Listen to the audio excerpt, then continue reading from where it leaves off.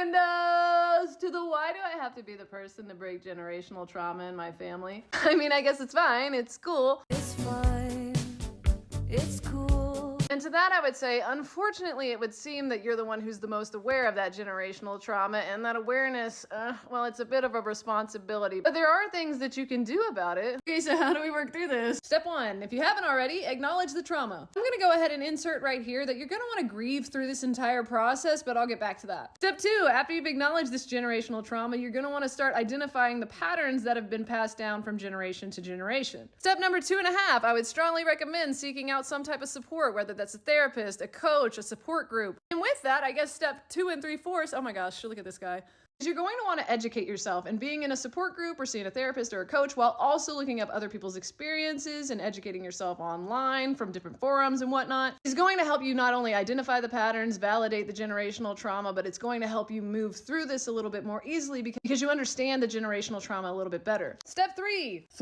Pick number 3, my lord. No, but seriously, pick number 3 because it's going to be feeling your feelings, and you need to do that. Because if you're the one who inherited generational trauma, then you have to be the one to break the chain, which means that you actually have to feel all of that stuff that everybody in your lineage just about has been suppressing. Which leads me into what I was saying earlier about allowing yourself to grieve. And while you're learning how to feel your feelings, something that's really going to help with you dismantling the shame around feeling your feelings is learning to reparent yourself. Because if you have generational trauma, then there's a really good chance that you probably need to reparent yourself. Number 4, you're going to want to practice new behaviors, choose different responses, actually start breaking that chain of generational trauma. Slowly but surely, this isn't going to happen overnight. Break down that all or nothing perfectionistic thinking. Number 5, if you want to and if you're ready, then it might be good to start practicing forgiveness both towards yourself and the protective coping mechanisms that you had to develop because of all this trauma and all that, but also towards the family members, if you want to, who played into this generational trauma. And remember that forgiveness isn't so much for the other person, it's for you, but I'm sure you've heard that, so that's entirely up to you, but I would strongly recommend it. Last but not least, number 6, you're gonna wanna stay consistent with the changes you're making. Yeah, so thanks for staying till the end of the video. If you'd like me to go into more depth on anything that I spoke about, just let me know in the comments, or let me know your favorite comfort food. Anyway, I hope that helps at least one person. My name is Sarah. I'm your favorite self-experimenting coach or companion, and I help get people reacquainted with who they most authentically are. You're an amazing person, and I hope you have the best day.